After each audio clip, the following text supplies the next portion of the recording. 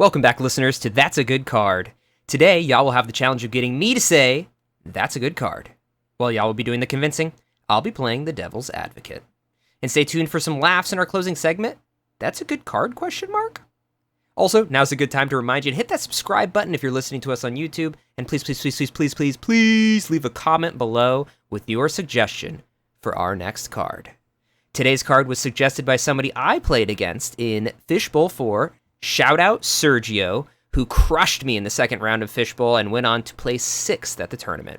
So thank you so much for today's suggestion. And Ya is going to be presenting this week's card. Ya, what do you got for us? So today I have a card that when Kyle told me about it, I was like, oh my gosh, I have to talk about this card. It's not a card that I actually have played against yet. Only Kyle has that experience. But we thought that between the two of us, we've kind of heard enough about it. I saw a bunch of Twitter discourse about this card. And so I really wanted to talk about it. And it is Fringe. It is also kind of spicy. So like Kyle mentioned, Sergio took this card and placed 6th at the Fishbowl. And to be clear, I don't think I saw Sergio play this, so we might have to check to see if it was in his list or not, but I just know that this is a suggestion that he had. I didn't see him actually cast it, but I'm pretty sure that he's been testing it.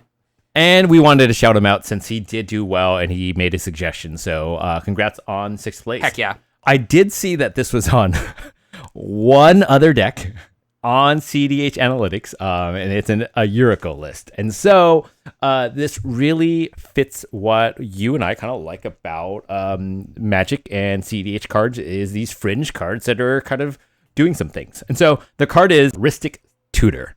I almost said Rhystic Study because that's the natural inclination, but it is Rhystic Tutor, a black card for 2 and 1 black pip.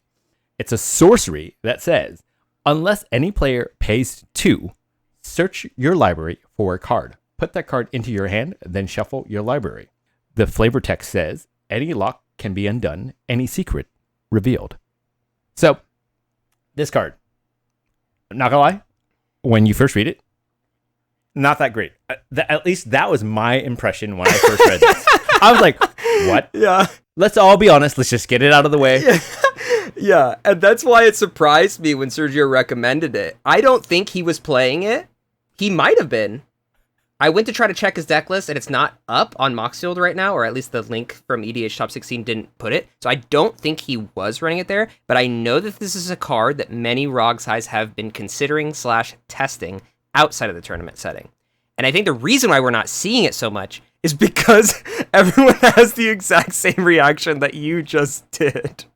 And I'm just being honest that I know I'm going to get so much. I can already read the comments on Reddit, but I love the angle that I think the ROG's players are tackling with this card. And so let's get into some of the points on why you may be considering running Rhystic Tutor in your main deck. So my first point is I wrote down Turbo Tax. So this is a card that in a turbo deck, when they're trying to go burr, they want to see if they can deplete their opponents of resources. It's trying to push you forward by getting you a tutor or taxing your opponent, especially on a turn when they're trying to win or they're trying to feel it out. It gets them information and it kind of goes ham. And so that's kind of 2 points in one. Like that's my other point was that even if you don't get the tutor, right? If somebody pays the 2, you got some information. By playing a card, you're getting information about what your opponents are doing or what they're thinking or where their head's at about this is kind of like my thought process on this. And that's a angle of attack on this game that I really like. And it's interesting too, because it puts you in a weird political scenario at the table if you cast this card to the point where everyone's going to start having that conversation of, okay, who should pay the 2? Right. And a lot of times, no one's going to want to be the person who does it. If there's multiple people who have the ability to do it, it's almost safer to do it then because people are going to argue about who should pay it. And it might end up happening where they don't pay it at all. Versus if you cast this card and only one person has the ability to pay it, then you're kind of asking for it. It's kind of a weird political standing for this card. And I think that's what I'll bring up my second point is that it's not insignificant that it's paying the 2. right? Not paying the one. Yeah. It's not just one extra, it's two extra. And if you somehow, for whatever reason, passed your turn with two extra mana up, I think that there's like some more intention there. You're trying to do something with that, unless you're just kind of like screwed and you're going to pay it anyways, in which case, again, like you're hopefully just tapping down. In a way, you're mana bullying your opponents on a turn that you may be trying to win, right? And yeah. Well, let's continue on that point. So let's think about the scenarios where people are holding up mana in CEDH, right? Scenario 1, they're holding up mana because they can't cast any spells. In which case, your Rhystic Tutor is being countered. But that's pretty good for you, right? Because now you're saying, okay, you don't have any ability to do anything. It's fine, right? Another option, they're holding up interaction, right? So they're holding up a piece like a Swan Song or, any blue counterspell, really. Right. That they're looking to, stop somebody's win with. And just like they would have countered, a demonic tutor that you cast potentially, or whatever you cast after your demonic tutor potentially, they are basically using their mana in the same way that they would be using it anyway, which is to stop your stuff. Yep. Right? So that's option 2. And option 3 is maybe that they're holding up mana to do some sort of value of their own, whether it's rip a Vamp Tutor before their turn, or, holding up mana to a Thrasios activation or a Kinnan activation, in which case that's probably your best scenario because they won't want to counter this tutor because they want their own value from it. So right. I think those are the main 3 potential situations that your opponents will be in if they have 2 mana available. Yeah, and it's like I said, it's not too much, but it's just enough that it may really kind of pause your opponents from considering to pay it. It's just enough that people, like Kyle was saying, like in a political kind of conversation, you may find yourself like nobody wants to pay that too, and like because anybody can pay it, right? It's not just it's not targeting a single player. Any player can try to like just stop you from going for that tutor. Yep. And like I said, if they don't pay, you get a tutor. Yeah, you could probably do Grim Tutor for like less, but like I think that when you're playing a card like this, you're really trying to get as more information out rather than just trying to get the tutor, right? I think that's a like I said, an angle of attack that I just really like from a card. Yeah, and let's throw down really drive in the point that this is a tutor to hand. Right. It's the best kind of tutor that you're going to get. So if it does go off, this is the best kind of tutor you're going to get. It goes straight to hand. Great. Awesome. You have the card. You don't have to wait until you draw it the next turn. I guess you could say semantics about tutors that tutor to battlefield, but this is a card in black, not in green, right? Yep. So you don't see that very often. And then I have like 2 last points. They're not necessarily like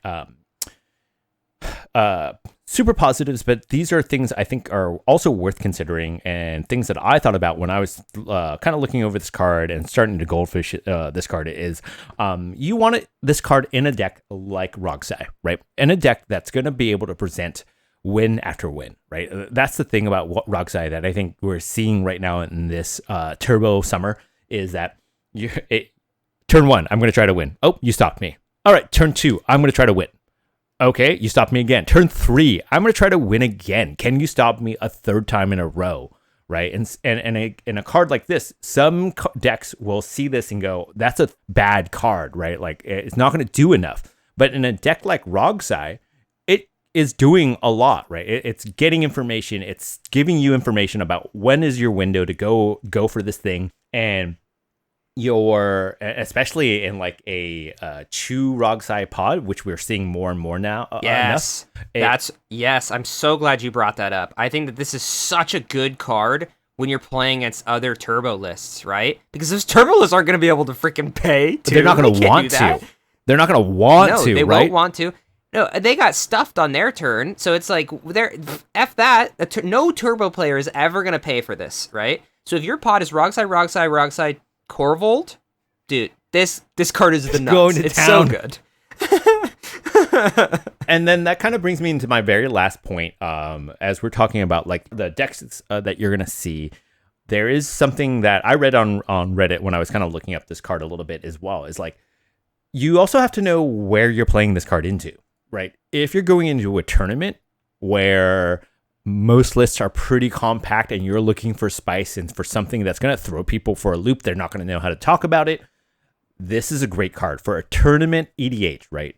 I've been hearing it a little bit from other podcasts. Tournament EDH versus like Friday Night Magic, just like your friendly local game store Magic. Like, this is probably not a card that you want to run that much because after a while your friends, your playgroup's going to know what to do with this card, right? In a Friday Night Magic setting, this is probably not a card that you run.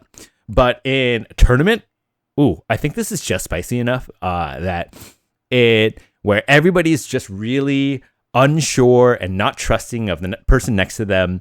This is a card that can cause enough of that mayhem in your pod that it'll let you kind of squeeze in that win.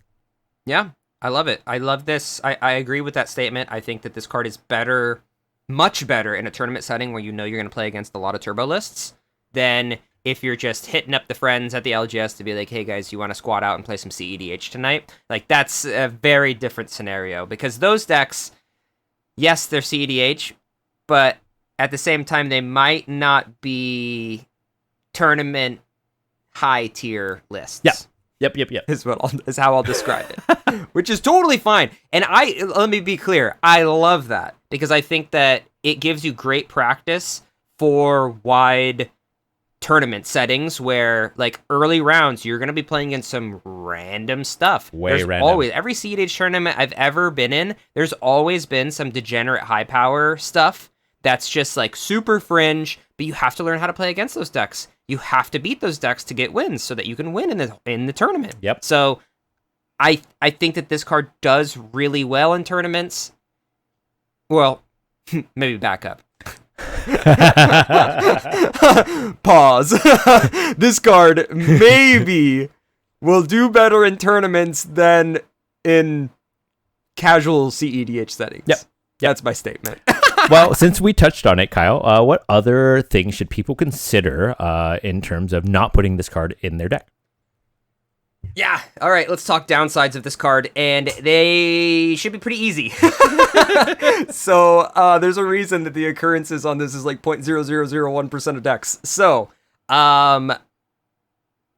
first and foremost, the floor is literally a nothing burger, right? It's like the floor of this card is you cast a card and you're giving your opponent the ability to counter the card that you're doing.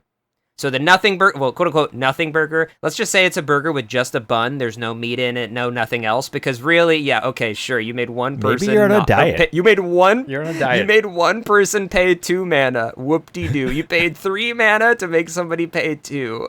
Okay. Nice. Super cool. Anyway, that's the first point. I'm not going to stick too much on it. I think that that's the clearest downside. When you read the card, you go, ugh, I don't want that. Ugh. No, I don't want my opponents to be able to just stop me written on the card. So that's first and foremost, that's the first downside. And I don't know if you can rebut that. Yeah. No real rebuttal. I think that's definitely something somebody should consider. But I think, again, in that case, you're still getting, hopefully, the information that you want. Depending on the scenario, like the person that got forced to do it, maybe they're the ones that are going to try to go for a win, right? And that's something that's not nothing in terms of, having now played in that tournament. I remember sometimes looking at nothing in my hand and just passing, like, on a Magna turn, and people going, interesting. Oh, like, shit. reading in Oh, to shit, my, we're in like, yeah. I sit there for about 15 seconds, really kind of thinking, but I'm kind of thinking about lunch, and people are going, oh shit, he just passed the turn. What the hell could he do? I don't know. I'm mono red, man. What do you want? He's probably jamming. So he's probably jamming. Right? Like, yes, if you play this card into me and I just pass the turn, I'll probably pay it just to make sure you don't get a tutor. And yeah, you do, like you said, you get a nothing burger. I love that phrase. No real rebuttal otherwise. Cool. All right. Second downside is that there's just a long list of better tutors in this color. I mean, black has the best tutors in the game. It's really undisputed. It's Demonic Tutor, Diabolic Intent, Imperial Seal, Vamp Tutor, Grim Tutor is probably... Grim Tutor and Beseech the Mirror are the two, quote-unquote, like, worst tutors in black that see CEDH play. And I really do think that this card is worse than all of those. I think you can make the argument for this card being better than Beseech the Mirror in high color lists. So like 4-color pile, 5-color pile, I can see it. Because sometimes it's hard to get all of those black pips to be able to cast Beseech the Mirror. So maybe you can make that argument. Similarly, how you can make that argument for against Grim Tutor in a 4 or 5 color list, because it's really hard to get that double black pip, right? But like we talked about, the decks that are gonna want to play this, something like Rogsai, it's Grixis, and you have a ton of mana anyway. It doesn't really matter. You're just making oodles and oodles of mana at all times. So I don't think that the pip discussion really matters so much for that list. Maybe for another list it would. Maybe if this card catches on and there's some other 4 or 5 color pile that wants more tutors to hand, sure. I could see the argument against Grim Tutor or Beseech the Mirror. The other ones, it's not close. Yep. Right. Yep. Nothing I can rebut about that one. Yeah. And don't get me started if you're in green, too, because green's got great tutors as well. Shout out green. All right. Let's go to my third and final downside, which is kind of a twist. A twist. So my twist on this one is if you want a spicy black tutor, you should look into Mausoleum Secrets instead, because it's instant speed, baby. I play Mausoleum Secrets in Corvold, and I stand that card so much. Yes, it also, if you're looking for a tutor with a low floor, look no further than Mausoleum Secrets, because this card can also be completely dead. But do you want to read it, or do you want me to read it for the audiences at home? That you can read it. Yeah, go for it. Okay, Mausoleum Secrets, 1 generic and a black, instant speed, Undergrowth. Search your library for a black card with converted mana cost less than or equal to the number of creature cards in your graveyard. Reveal it, put it into your hand, then shuffle your library. Early game, this card can't be great. Yeah, it has to be a black card too, so you can only tutor for black cards. So the dock side, and you have to have creature cards in your graveyard too. So it's not good. The only reason I run it is because I run Witherbloom Apprentice Chain of Smog, and my yard's always full in Corvold. So I think it's actually pretty nuts in that deck. Yeah. But I guess this is almost turning into a positive point, because to be honest, if I can run this card, maybe there is an opportunity for other decks to run other super fringe low floor tutors, right?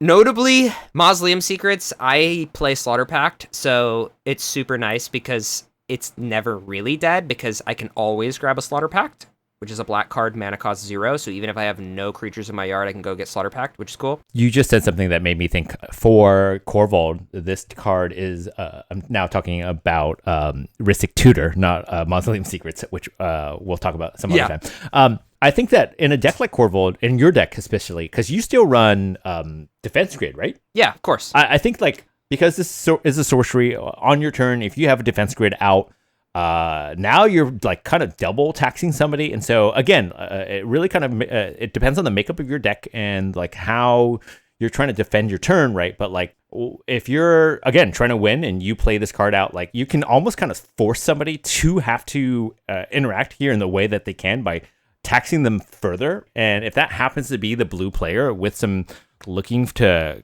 you could be preventing them from they either give you the tutor or they leave up mana to try to counter whatever you're tutoring for.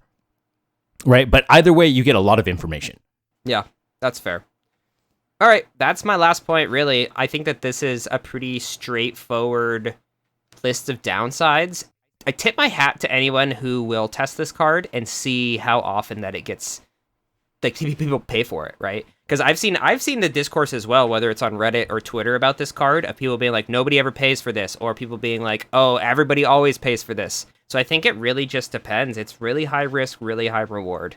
But anyway, what point did I make that makes the most sense? What's the biggest downside for this card? I think you said it best. The floor feels really low. You pay 3 mana and you don't really get that much if you are newer to CEDH and you play out this card, I can totally see somebody going, this card sucked. Like somebody paid for it and I got nothing out of it, right? I think as Magic players, we want to pay for something and get something in return, almost always, right? Wait. But you do, It's pay 3 mana, target opponent pays 2 mana. Right?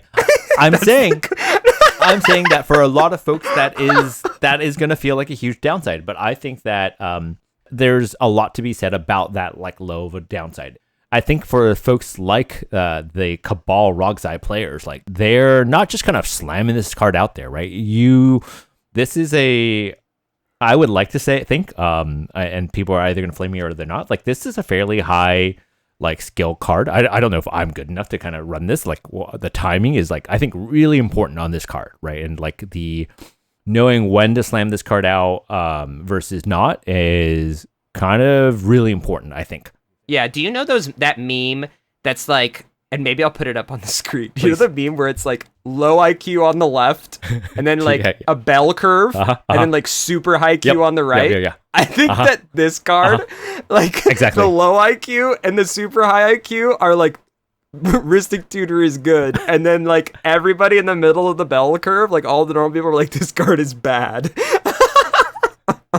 Yeah. That's my thought process when I see that. I think there will be lots of discussion. All right, Kyle, what point of mind do you think best supports for why this could be a card that you want to run?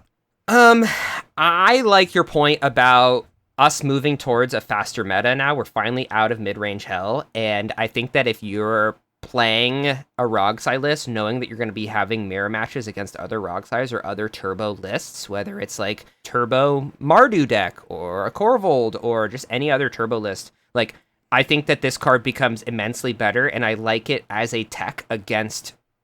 I like it as a turbo tech to tech against turbo. Which is a little bit of a tongue twister. Turbo that's tech good. to tech I against like turbo. That. Yeah, that's good. That's Rhystic Tutor right there. Bang. All right, Kyle, it's time. Have I changed your mind? Can you say what I'm hoping you're going to say, as well as Sergio? I'm going to put that pressure on you and the rest of the Cabal. Is this card blank? No. LOL. It's not a good card. And that's because I'm in the middle of that bell curve. I'm not high IQ. I'm not low IQ, okay? So I'm right in the middle of it. I'm a normie, so I think that this card is bad. And what's going to be funny is I was thinking about this too. I was like, when we, publish this video and we say, oh, we got this recommendation from Sergio, I can't wait for a comment to be like, oh, I was just trolling. Like, this card's so bad. I can't. That would be the funniest twist of events. But I honestly, I think that this card it's playable. I don't think it should be considered this is absolutely ridiculous, you cannot play this. I don't think that someone is trolling if they play this card. That being said, it's really hard to find a list where I would want to play this card. So, because of that reason, I am out. It is not a good totally fair. At the very least, I'm hoping that the two of you that have been really keen on this card have really enjoyed the past, 20 minutes of discourse on Rhystic Tutor. Yes, and I can't wait to see the 10 instantaneous Reddit comments saying how bad this card is and how we need to rethink our lives. Anyway, all right, are you ready for our closing segment? Yeah, bud, I am. Okay, listeners, it's time for That's a Good Card, ? One of our favorite segments where one of us will be presenting the name of an obscure Magic card to the other, and the other person will have to guess every aspect about that card. We're talking art, we're talking abilities, we're talking everything. All right, y'all, are you ready to provide a card name for me? The question is if you're ready. Are you ready? Okay. I'm ready. Yeah. Okay, so the card I have for you today is Megalanoth. Megalanoth? Yeah. Do you want me to spell it? Can you spell that? Yeah, I knew that was coming. Ready? Meglanoth.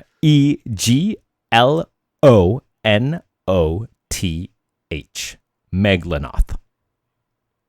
Okay, first thing that came to mind, it sounds like a megalodon shark. Okay. So, I'm going to say it's a blue creature. Mm-hmm. Okay, blue creature shark. Okay. I'm gonna make it a shark horror. Oh shit! Oh wow! I'll add a little spice to it because it's like a dangerous, spooky shark. That's huge. And the artwork is gonna be like really dark water. Okay. But then like you can barely like faintly see like a shark's face outline with like red eyes. That's like coming out of the depths, like coming out like a big old shark. That's my artwork. Awesome. It's obviously got to be a massive creature. So we're talking 7 cost. It's 5 colorless, 2 blue pips. Okay. Oh yeah. Okay. And it's just gonna be a 6/7 power toughness. Mm-hmm. It's a big old thing. It's got island walk, obviously, because it swims. Island walk. Awesome. And its ability is when Megalodon attacks, target player returns a creature card from the battlefield to their hand. That's very... Because it's like running. Yeah. Because it's like running away in fear. That's my thought process. It's like swimming away rather in fear. It's like, oh my gosh, the Megalodon is here. That's a very... That's my flavor text. That's the flavor text. Oh my gosh, the Megalodon is here. And I don't know why it sounds like Mickey Mouse, so I'm gonna put the quote is Mickey Mouse. Okay. Oh no! Don't get copyright strike. Oh, Wait, never mind. Wait. It's Ricky, No. It's Ricky Mouse.